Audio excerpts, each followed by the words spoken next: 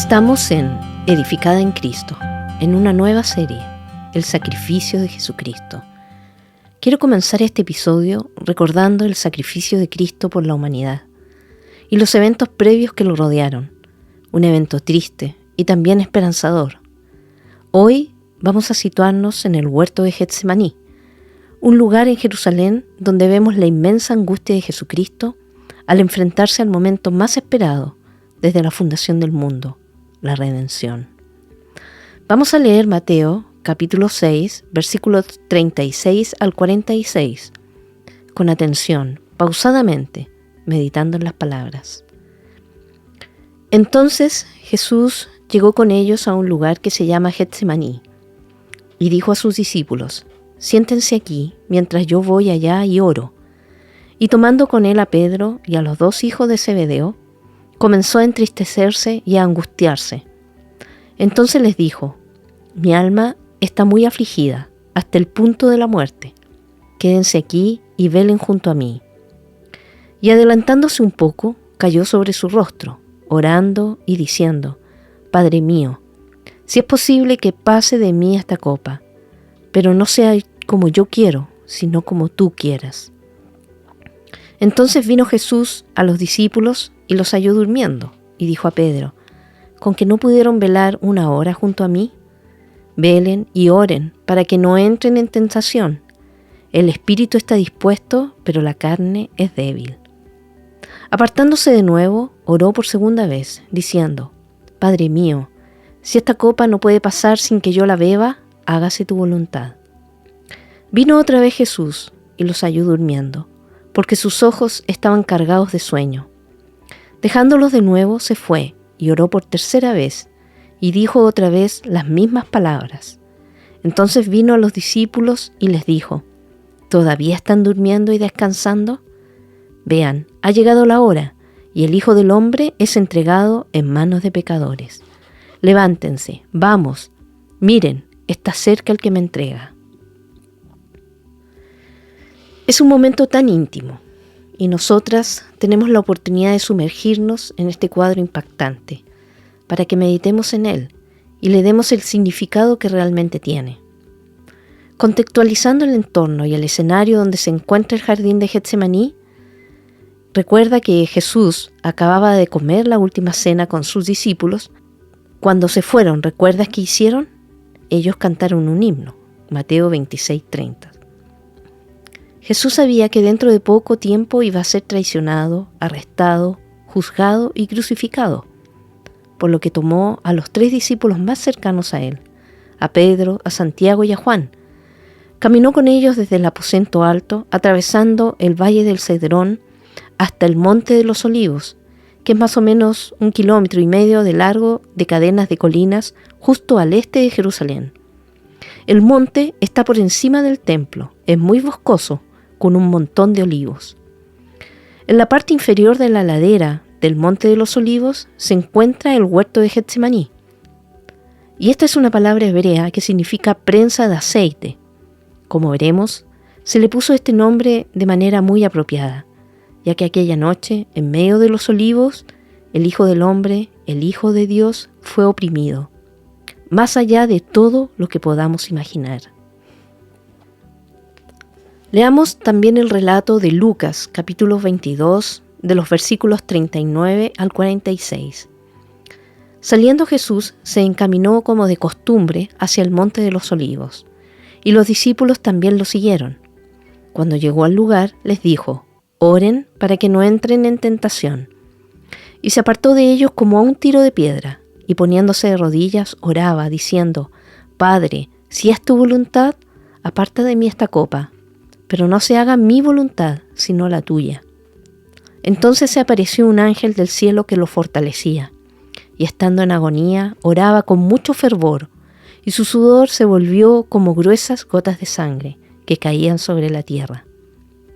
Cuando se levantó de orar, fue a los discípulos y los halló dormidos a causa de la tristeza, y les dijo: ¿por qué duermen? Levántense y oren para que no entren en tentación. No quiero dejar fuera el relato de Marcos, así que también vamos a leer Marcos capítulo 14, de los versículos 32 al 42. Llegaron a un lugar que se llama Getsemaní, y Jesús dijo a sus discípulos: «Siéntense aquí hasta que yo haya orado». Tomó con él a Pedro, a Jacobo y a Juan, y comenzó a afligirse y a angustiarse mucho. «Mi alma está muy afligida hasta el punto de la muerte», les dijo. «Quédense aquí y velen». Adelantándose un poco, se postró en tierra y oraba que, si fuera posible, pasara de él aquella hora. Y decía: «Abba, Padre, para ti todas las cosas son posibles. Aparta de mí esta copa, pero no sea lo que yo quiero, sino lo que tú quieras». Entonces Jesús vino y los halló durmiendo, y dijo a Pedro: «Simón, ¿duermes? ¿No pudiste velar ni por una hora? Velen y oren, para que no entren en tentación. El espíritu está dispuesto, pero la carne es débil». Y él se fue otra vez y oró, diciendo las mismas palabras. Y vino Jesús de nuevo y los halló durmiendo, porque sus ojos estaban muy cargados de sueño, y no sabían qué responder. Vino por tercera vez y les dijo: «¿Todavía están durmiendo y descansando? Basta ya, ha llegado la hora. Miren, el Hijo del Hombre es entregado en manos de pecadores. Levántense, vámonos, ya está cerca el que me entrega». Volviendo al contexto, es interesante leer cómo las aceitunas se procesaban para producir ese aceite. Creo que ese proceso es una metáfora o una imagen de lo que Cristo sufrió en ese huerto. En el proceso del aceite, primero se golpeaban los olivos para que las aceitunas cayeran al suelo. Luego, las aceitunas se recogían y se colocaban en un recipiente redondo de piedra. Luego se trituraban o se pulverizaban, haciendo rodar una gran piedra de molino sobre la cuenca. Cada célula de la aceituna contiene una pequeña gota de aceite de oliva, y cuando la piel de las aceitunas se rasgaba bajo el peso de la piedra, el aceite de cada célula era liberado. Curiosamente, a medida que las aceitunas se trituraban, un líquido rojizo brillante comenzaba a fluir fuera de la fruta.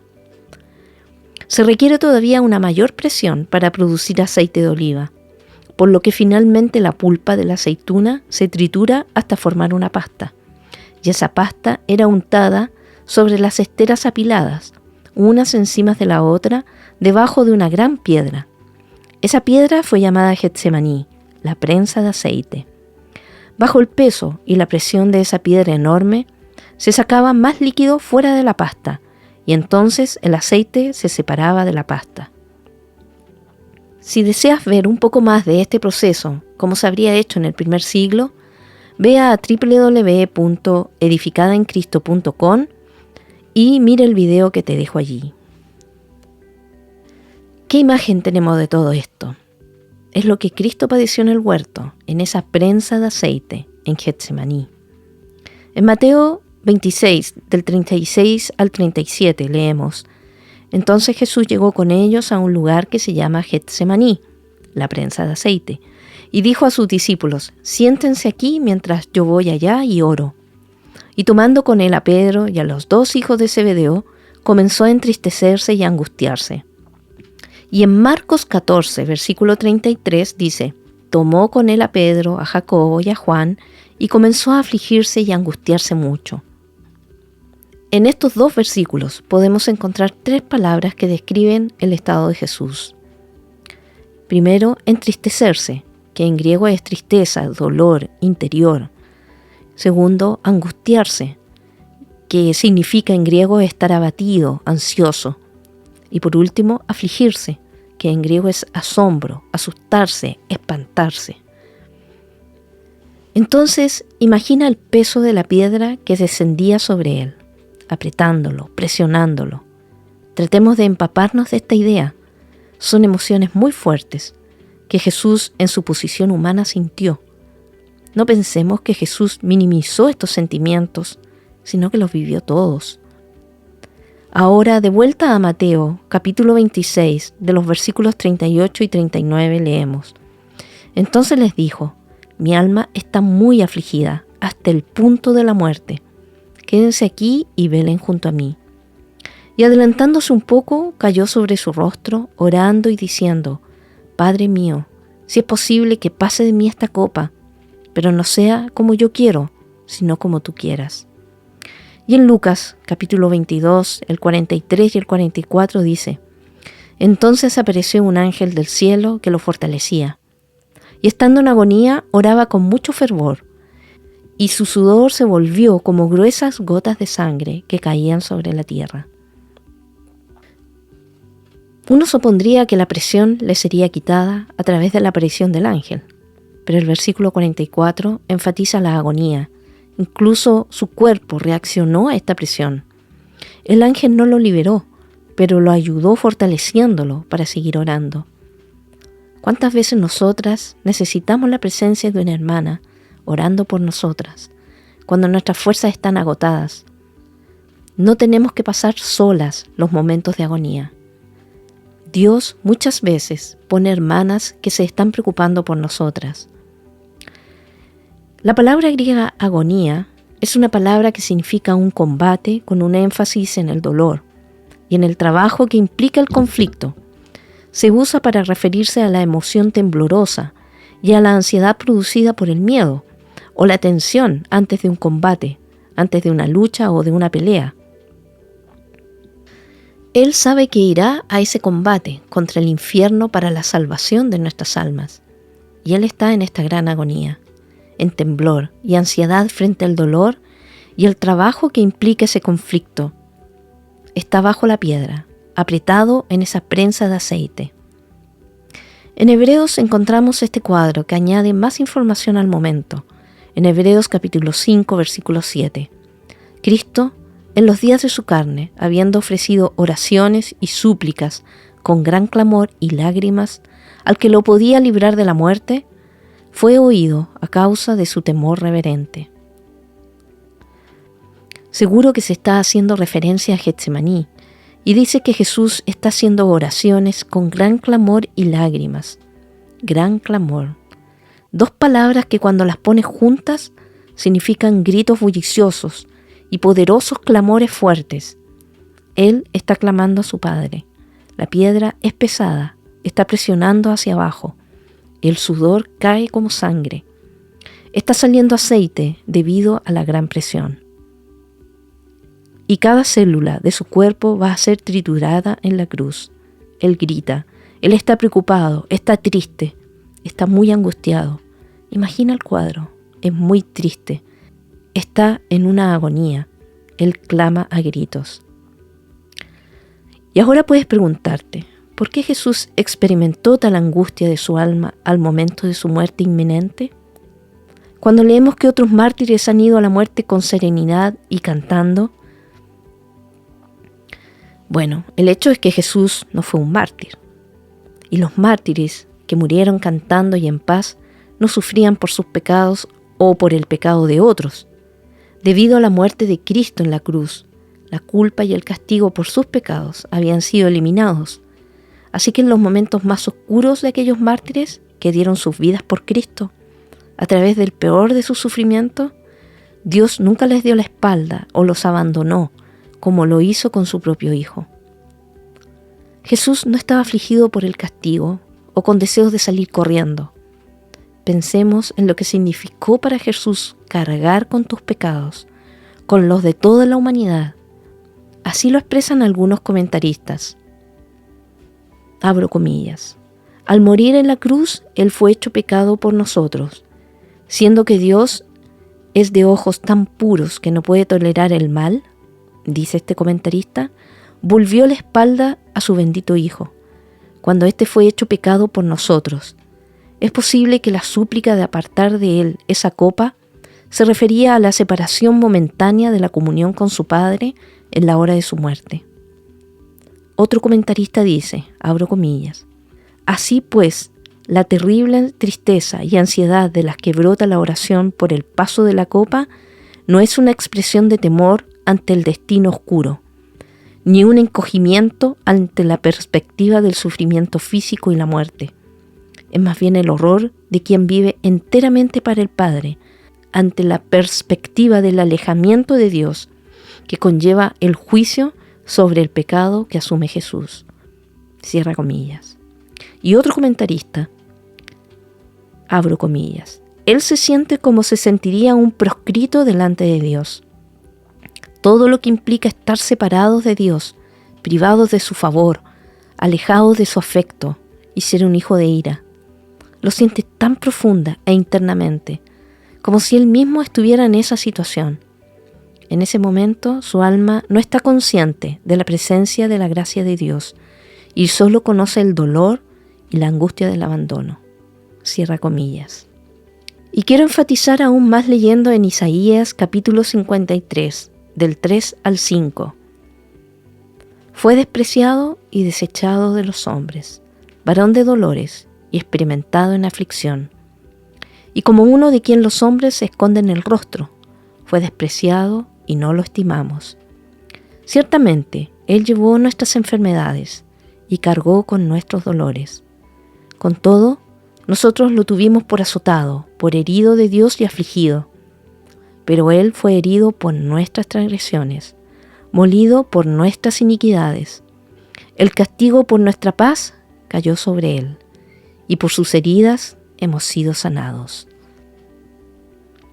Este texto es un texto que llega al corazón de Jesús mismo, de lo que Él sentía. En efecto, el hecho de que Jesús fue a la cruz como el sustituto, tomando el lugar de los pecadores, es la clave para entender el significado de lo que ocurrió en Getsemaní. Leamos en 2 Corintios capítulo 5, versículo 21. Al que no conoció pecado, lo hizo pecado por nosotros, para que fuéramos hechos justicia de Dios en él. Medita en estas palabras. El sacrificio de nuestro Señor Jesucristo. Y eso pone nuestros problemas, nuestras presiones y las situaciones en perspectiva, ¿no es así? Nunca vamos a luchar como Él lo hizo, ni en los momentos más oscuros. No podemos ni siquiera entender la profundidad de los horrores de lo que Cristo enfrentó en el huerto de Getsemaní al contemplar la cruz. Así que lo vemos en angustia por el horror del pecado que Él experimentó en nuestro lugar, sufriendo la maldición del pecado. Y por supuesto estaba el asalto del maligno y sus demonios que trataron de conducirlo a la desesperación, para que él dudara del corazón de su Padre hacia él. Ellos trataron de disuadirlo para que no llevara a cabo la obra de la redención. El contenido de la copa servida ante él por su Padre era tan horrible que él deseaba ser librado de tener que beber esa copa. Pero si evitar la copa o salvarse de esa copa significara frustrar la obra de redención, entonces él estaba dispuesto a beber hasta la última gota. 3 veces hizo su súplica al Padre: si es posible que la redención pueda llevarse a cabo sin que yo tenga que beber esta copa, entonces no me hagas beberla.